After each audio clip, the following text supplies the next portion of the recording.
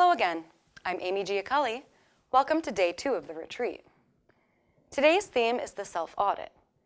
This is where we would like to ask you to collect and review all results of your self-auditing exercises from the entire specialization.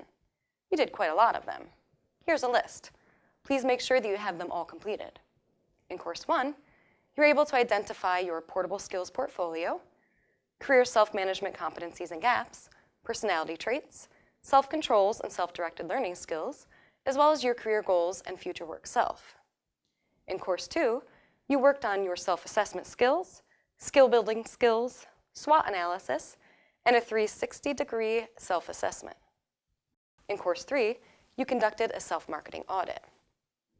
When you go on a retreat next year, you'll probably want to repeat at least some of the self-auditing exercises. To do so, there's no need to retake all 3 courses in the specialization, but you may still benefit from reviewing the career development lab activities and the content videos in those courses before conducting self-audits. This time, we assume that you have just completed all of the exercises in Courses 1, 2, and 3 and have your self-auditing results ready for review. In this case, the next step will be to move to day 3 of the retreat, which is dedicated to making sense of the self-audits and figuring out where you are supposed to engage in strategic planning for the year to come. But before you move to day 3, we'd like to take some time to review the effectiveness of your self-developmental and self-promotional work. There are 3 particular aspects of it that we would like to focus on in this module. These aspects are the use of your self-management information system, the effectiveness of peer review assessment and peer feedback, and your mastery in documenting your skills. You may ask yourself, why do you need this? How are these related to self-audits? Here's our rationale. First, your self-management information system. You may think about it as a self-audit of your organizational skills. This is a very important and highly practical application of self-management theory because if you cannot organize and keep track of your activities, you can hardly be in control of your self-developmental work. We did talk about the need to set up an effective self-management information system in the specialization and provided some recommendations. Now is the time to review it and share your observations. We added a lecture on peer review because peer assessment is often the only available feedback that a career developer can get in real time. How can we make it useful, valuable, and functional? We covered this subject in some detail in Course 2 when we discussed self-assessment, but it makes sense to talk more about it during the retreat where you can actually work with your cohort in real time. Finally, we included a lecture and an assignment devoted to developing a digital artifact during the retreat because by engaging in a highly practical application of your self-developmental work, you can see that these tools actually work. If you do your self-audits correctly, you will see how you can better develop and articulate your marketable skills. Now, let's go back to your self-management information system. To begin, what is a self-management information system? Why does one need it? And how does one organize it scientifically?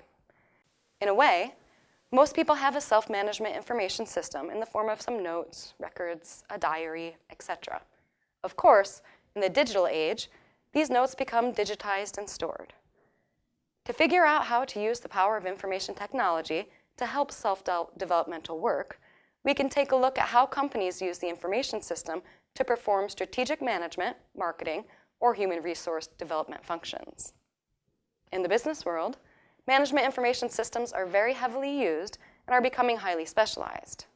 Even 10 years ago, one could easily get by with learning the foundations of management information systems.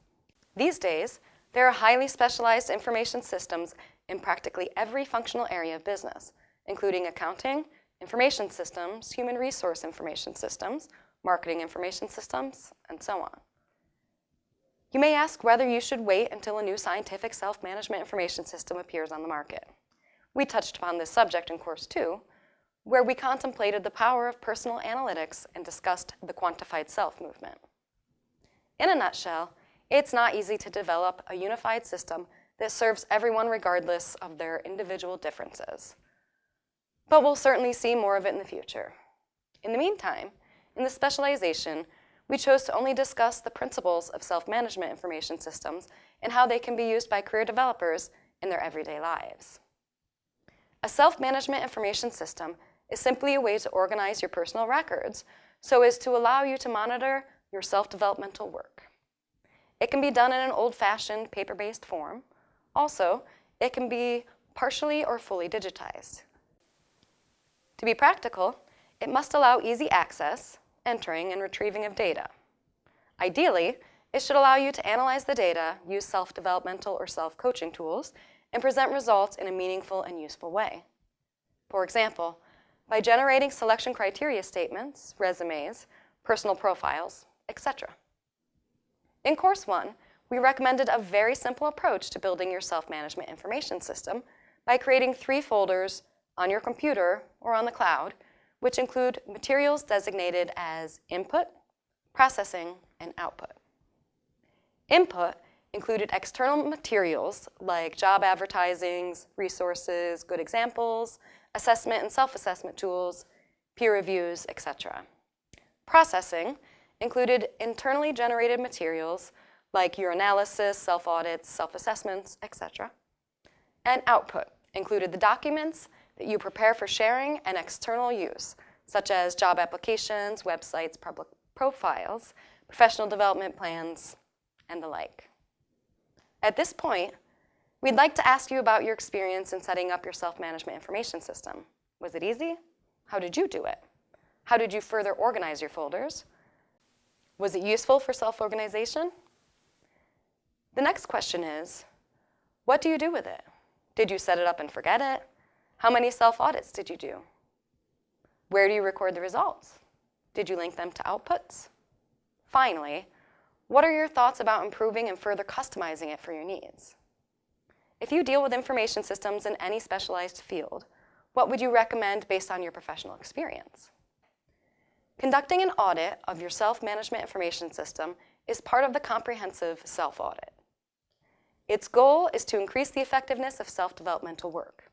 In addition to the questions that we just asked you, you may also consider the overall usefulness of the system for your ongoing professional development. Realistically, it may be very hard to sustain this kind of effort during the year. It's like a New Year's resolution. It's better not to go to the gym in early January, as it usually gets too crowded there for a little while. It may be important to set up very realistic expectations about using your self-management information system during the year. Enjoy!